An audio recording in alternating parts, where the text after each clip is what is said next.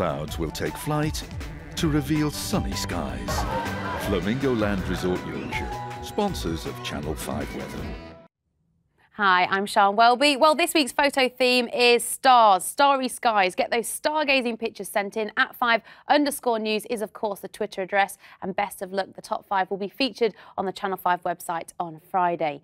This evening, scattered showers still around. Have an umbrella handy. Some of these showers are merging to give longer spells of rain, and we are expecting some heavy downpour, so you will get soaked if you don't have an umbrella. The southwest, a little bit dry here, some late brightness, and overnight we'll start to lose a lot of the wet weather. Most areas will be, as a rule, dry, and where we've got the clearer skies in the Midlands, eastern parts of England and East Anglia, it will actually be a little bit cooler than it has been, which will be quite a relief to some people. Western areas at risk of a few little showers popping up first thing in the morning, and in fact into the afternoon we will see a few more coming here and there. But let's have a closer look, because Northern Ireland generally will be dry at midday, a little bit of brightness and highs of 17 degrees, 16 there in the Isle of Man.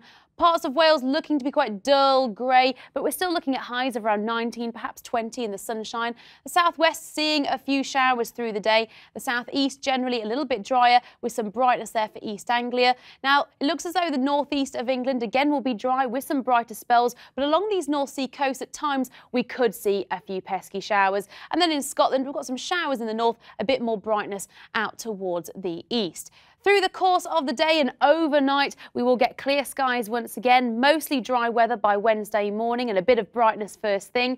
Into the afternoon, we'll see some wet weather once again in the west, but drier and brighter in the east. Outbreaks of colouring will be followed by refreshing conditions.